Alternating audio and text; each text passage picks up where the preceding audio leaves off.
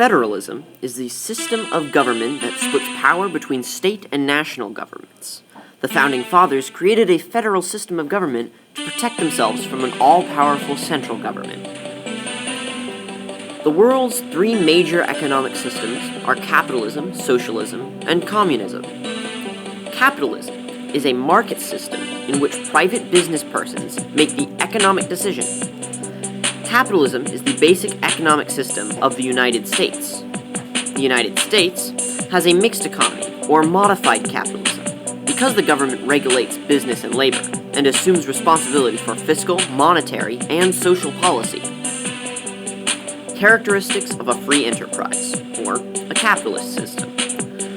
Private ownership of the means of production. Individual initiative, or anyone can become an entrepreneur. Competition among sellers. Freedom of choice for consumers. And profit, the reward an entrepreneur earns for taking the risk of producing. Socialism. Socialism is a partial command system in which government agencies influence many economic decisions. Under socialism, government owns and operates essential industries. Socialists believe that wealth should be distributed equally. Socialist governments use high taxes to provide citizens with lifelong benefits, such as medical care. Critics claim such policies create a welfare state by making people dependent on the government. Capitalism versus socialism. Property. Capitalism has private ownership of property, while socialism has public ownership of property. Resources. Capitalism has private ownership of resources, while socialism has public ownership of resources. Economic decision. Capitalism has freedom of choice, while socialism has government control of economic decisions. Monetary rewards. Capitalism has the possibility of profits, while socialism has equal distribution of wealth. Communism. Communism is a command system in which the central government directs all major economic decisions. Communism holds that history is a struggle between two classes. The bourgeoisie own the means of production and use their economic power to oppress the proletariat, or workers. This struggle must end in violent revolution, after which government owns the means of production and distribution. In time, one class will evolve, property will be held in common, and there will be no need for government. In communist systems, as they exist today, all decisions are made by the upper levels of government. The Federalist Papers were a persuasive document that supported the division of power into three branches of government. The U.S. Declaration of Independence was heavily influenced by Locke's ideas, like natural laws, aka inalienable rights.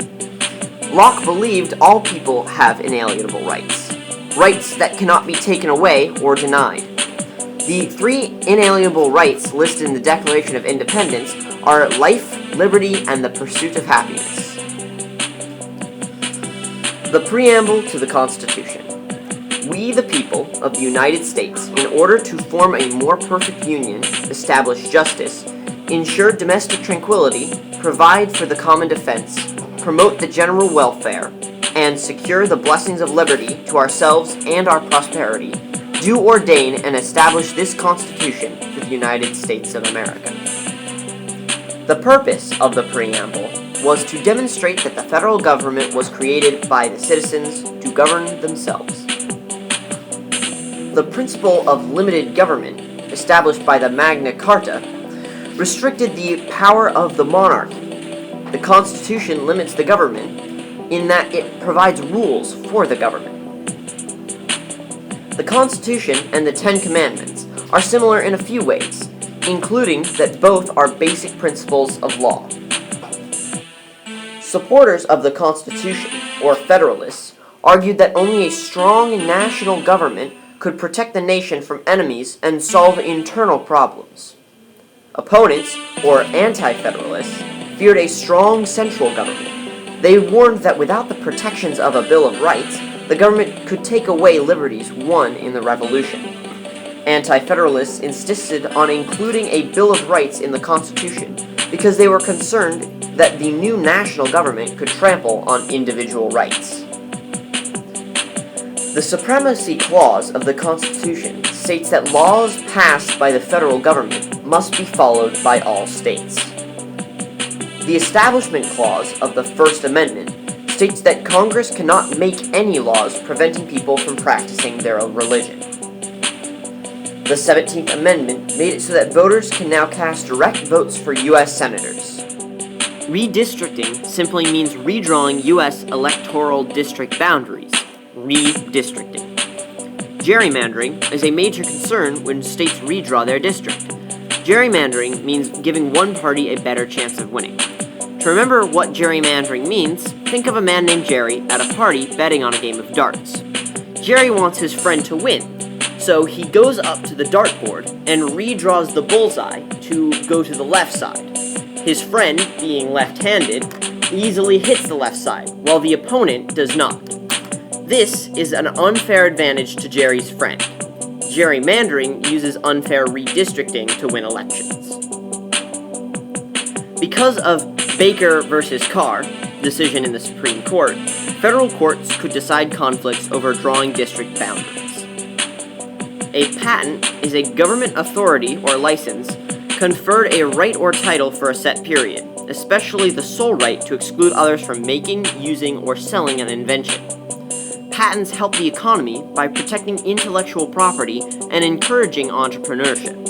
Entrepreneurship is the willing to take risks and develop, organize, and manage a business venture in a competitive global marketplace that is constantly evolving. Entrepreneurs are pioneers, innovators, leaders, and inventors. The Constitution requires the President and the Vice President to be natural-born citizens of the United States, at least 35 years of age, and reside in the United States for at least 14 years before taking office. Inherent powers are those that the national government may exercise simply because it's a government. An example of this is the power to control immigration. Franklin Delano Roosevelt used inherent powers to expand the executive branch by enacting many new economic programs. The Constitution briefly lists a few specific presidential powers. In addition, it grants the president broad but vaguely stated executive powers, which presidents have expanded over the years. In times of crisis, strong presidents have used principles such as the immediate needs of the nation and a mandate from the people to justify broad use of executive powers. Most modern presidents have learned that they can marshal popular support for their policies by using the mass media as a forum for discussion. The executive power to create or sign a treaty requires congressional approval. A drawback of the winner-take-all system of electoral college voting is that it makes it possible for candidates to lose the popular vote, yet win the election. A gubernatorial candidate is someone who is running for governor.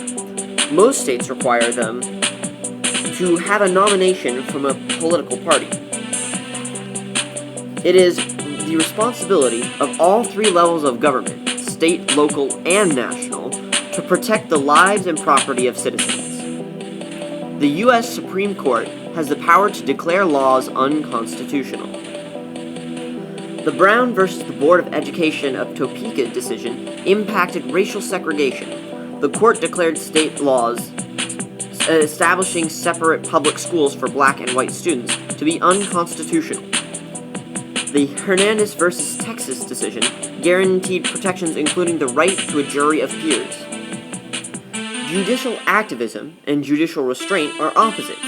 A judicial activist would be more likely to take action over and overturn an existing law, while a judicial restraint would feel restrained and fail to take action.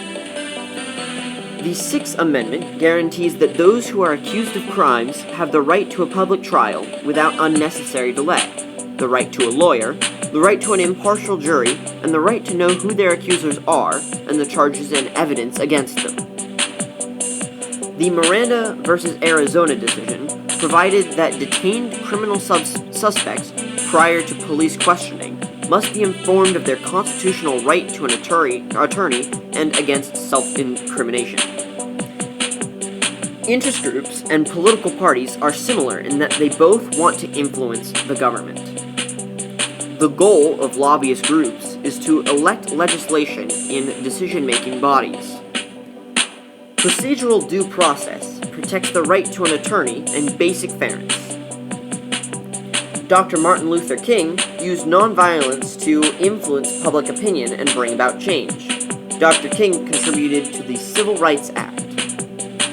The goals of the NAACP and the League of the United Latin American Citizens include civil rights and treatment of minorities. The 13th, 14th, and 15th Amendments are known as the Civil War Amendments and were designed to ensure equality for recently emancipated slaves. The 13th Amendment freed the slaves, and the 14th Amendment made them citizens, and the 15th Amendment gave them the right to vote. Title IX of the Education Amendment Act prohibited discrimination based on gender. The goal of the National Voter Registration Act was to make the voter registration process more accessible for all people. Every state but one requires voters to register, or officially record their names with the local election boards before an election. Voter registration helps prevent election fraud. Once registered, a person remains eligible to vote unless he or she dies, moves, or fails to vote for a certain number of years. To register to vote, you must be a U.S. citizen, meet residency requirements, and be older than 18 by election day, and be registered. North Dakota is the only state in which you do not have to register to vote. Political socialization is a lifelong process by which people form their ideas about politics and acquire political values. People can become politically socialized by talking with their peers and family members. The First Amendment promotes democracy in that it enables citizens to freely practice in democracy. The 26th Amendment lowered the voting age to 18. Voters and researchers should evaluate sources for bias when using the internet.